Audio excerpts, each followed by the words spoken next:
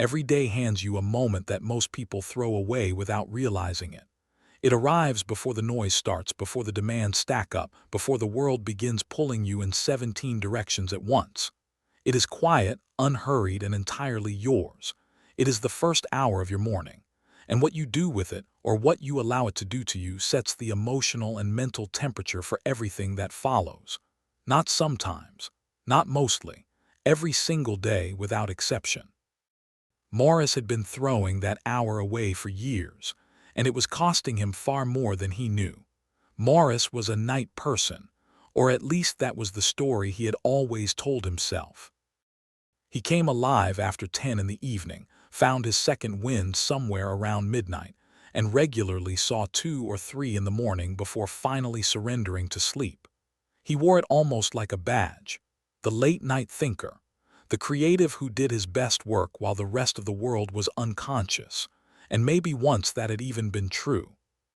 But somewhere along the way, the late nights had stopped being productive and started being avoidance, screens and scrolling, and the particular comfort of a world that had gone quiet enough that nobody needed anything from him.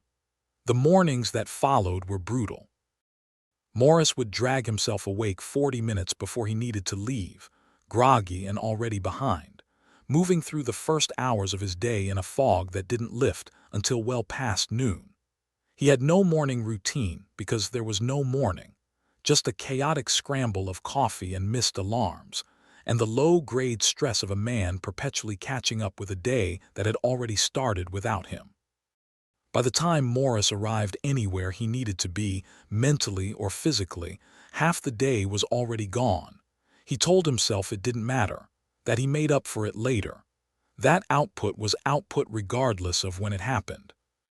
But the truth that Morris kept not examining was that his days had a consistent shape, frantic in the morning, scattered through the afternoon, and ending in the same late-night pattern that guaranteed tomorrow would feel exactly the same. He wasn't living his days. He was surviving them, and the cumulative weight of that survival was beginning to show. The bottom arrived during a week that asked more of Morris than his depleted system could deliver. 3 critical deadlines, a difficult client, and a personal situation at home that required him to be emotionally present in a way that running on 4 hours of sleep made nearly impossible. By Thursday, Morris had missed one deadline, handled the client badly, and said something to someone he cared about that he wished immediately he could take back. Not because he was a bad person or a careless one, because he was running completely empty in a week that required him to be full. He sat on the edge of his bed that Thursday night, it was past midnight, phone in hand, about to begin the usual ritual, and stopped. Just stopped. And in that stillness, Morris allowed himself to see, with a clarity that exhaustion sometimes brutally delivers, exactly what his nights were doing to his days and exactly what his days were doing to his life. The pattern was not a personality trait. It was not who Morris was. It was a cycle he had built and was choosing, night after night, to maintain. He put the phone down, and he went asleep before midnight for the first time in longer than he could remember. The next morning, Morris woke up before his alarm, not dramatically early, just early enough. And instead of reaching immediately for his phone, he sat with the quiet for a few minutes, made coffee deliberately, sat at his desk before the day had made any demands of him, and spent 20 minutes on work that actually mattered to him. Not urgent work, not reactive work, but the kind of focused, intentional effort that had been getting pushed to never by a schedule that had no room for it.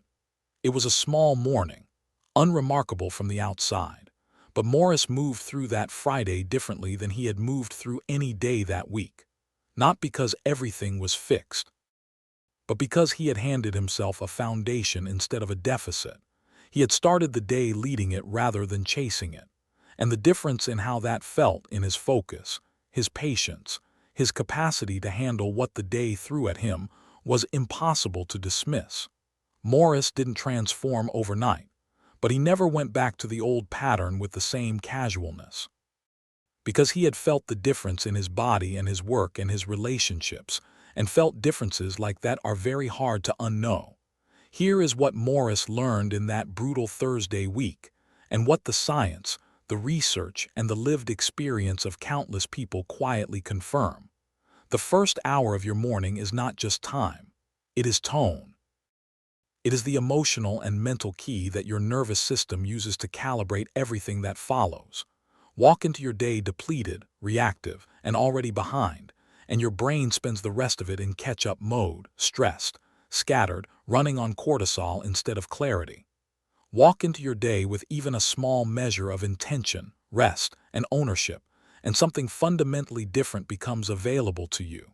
You do not need a perfect morning routine. You do not need to wake up at 5 and meditate for an hour and drink 16 ounces of water and journal 3 pages and exercise before sunrise. You need to stop letting the night steal the morning. You need to protect the first hour like it matters, because it does, more than almost anything else you will do today. The day is not something that happens to you. It is something you set in motion, and it starts the moment you open your eyes. Choose what that moment looks like, deliberately, starting tomorrow. If this story moved you, subscribe and share it with someone who needs to hear it today.